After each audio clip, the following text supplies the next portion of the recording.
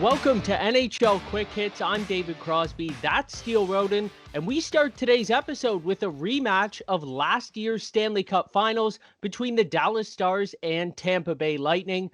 The Lightning have won each of their previous 3 meetings this season, and these teams are headed in opposite directions. Tampa's been arguably the league's most dominant team, while Dallas is second last in the Central Division. The Stars have at least 3 games on hand on the rest of the division, but their COVID-delayed start means less rest in a compact schedule. Now, Tyler Seguin and Ben Bishop are both still likely weeks away from a return. Steele, do you see a late-season playoff push coming from this team? Honestly, I don't. And I'm still surprised that they were able to make it to the Stanley Cup Finals last season, getting past the Vegas Golden Knights and the Colorado Avalanche, who were just better in their division. I don't see this happening for the Dallas Stars this year. I actually have them outside of the playoffs, just finishing in 5th place behind either the Chicago Blackhawks or Columbus Blue Jackets. But like you said, they're only 5 points back of 4th place with 4 games in hand.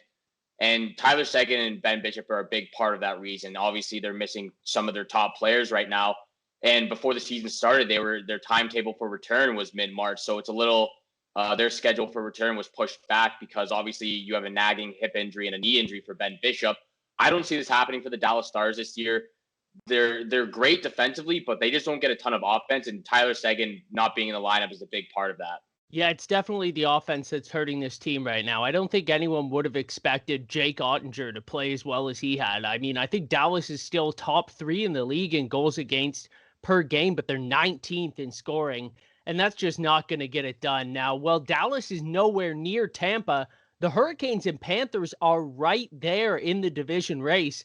Let's start with Carolina, who shut out the Blue Jackets 3-0 on Monday night. Dougie Hamilton extended his point streak to 12 games, and he has to be considered the most intriguing UFA this summer. Do you see the Hurricanes dropping whatever bag necessary to keep Hamilton, or could you see another team stealing him from Carolina? I think the Hurricanes have to drop the bag on him, but still, you have to keep in mind that Andrei Svechnikov is coming on the last year of his entry-level deal. Peter Mrazek's an unrestricted free agent as well, and he's worth $3.5 million on his contract. James Reimer coming on the last year of his contract as well. You have guys like Brady Shea and Jakub Slavin who are making $5.5 million right now and only have 4 or 9 points to show for it. So I think those guys are overpaid. The Carolina Hurricanes have a lot of work to do in order to keep Dougie Hamilton and Andrei Svechnikov. In my opinion, I think their top priority is keeping Svechnikov first. But then you have to get whatever you have to do to keep Dougie Hamilton in the lineup and on your roster for years to come. You have to do it, and that means potentially moving guys like Jakub Slavin and Brady Shea or Nino Niederreiter and Vincent Trocheck in the offseason. Whatever you have to do to keep those guys in Carolina, you have to do it. Luckily for Carolina, they have been really good at drafting. So hopefully, like you said, they can replace some of those pricier defensemen with some younger guys on entry-level deals. But I agree, they can't afford to let Dougie Hamilton walk out the door. I think he's finally at that level where people around the league and fans respect him for how good he is. Anyone who doesn't think he's in that upper echelon of defensemen has not been watching Carolina this year.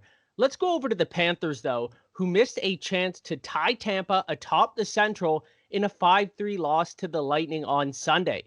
Florida has a ton of cap space right now, almost $9 million. My buddy Wes and I were tossing around offers for Jack Eichel last night, and I think Florida has the pieces to get it done. They're never getting rid of Bobrovsky. Dreger has looked really good, so why not try to build a deal around stud goaltending prospect Spencer Knight, RFA Anthony Duclair, and maybe 2 or 3 of their well-regarded prospects, Owen Tippett, Gregory Denisenko, Anton Lundell, maybe throw some picks in there instead. Do you think this is the type of move the Panthers should aim for? And would you do something like that if you're Buffalo? It's hard to say because Jack Eichel is the cornerstone and was their complete future for many, many years to come. I don't think Buffalo wants to move him, but if you get a deal that you just can't say no to, you might have to pull the trigger. Even if it hurts you to do it, it might be best for the future. Now, if you're the Florida Panthers, you go all out for a guy like Jack Eichel. And obviously he won't be playing first line minutes. He'll be playing second line because obviously Alexander Barkov is just an elite goal scorer and player for the Panthers right now, and they're not going to move him down whatsoever. But if you can, you go all out for Jack Eichel, because I think this is their time right now. Aaron Ekblad and Keith Yandel are so elite right now on the defensive end. But again, Jonathan Huberdeau and Alexander Barkov are one of the most underrated offensive duo pairs in the NHL right now. They don't get a lot of credit for what they do and what they accomplish in keeping this team going and moving forward over the last couple of seasons. If they can get a deal done with Buffalo for Jack Eichel, I think they're going to be top Stanley Cup contenders if they get that done. I mean, it's hard for a team when you're in a division with arguably the best team in the league, the Tampa Bay Lightning. But I feel like with Kucherov likely needing time to knock that rust off, if he returns in his scheduled time for the beginning of the playoffs. And don't forget, Tampa might wear down after their cup run last season. There hasn't been a huge break between the end of last year's playoffs and this season. Of course, the condensed schedule, that could all be a factor. And I think this might be Florida's best chance to beat them in the foreseeable future. If I'm Florida, I try and go all in while I have this cap space right now. And after Alexander Barkov, who you mentioned, their center depth is probably their biggest weakness. Imagine Jonathan Huberdeau centered by Eichel instead of Alex Wennberg. No disrespect to Alex Wennberg, but he's more of a third line center, I think. And that would just put their top six into a whole other stratosphere. Now, when it rains, of course, it pours in Buffalo. The Sabres tied their franchise record with their 14th straight defeat and lost Carter Hutton to injury. Keep it locked here to NHL Quick Hits for all the biggest stories around the NHL, including the imminent fire sale in Buffalo. On behalf of Steel Roden, I'm David Crosby. Thanks for tuning in to NHL Quick Hits.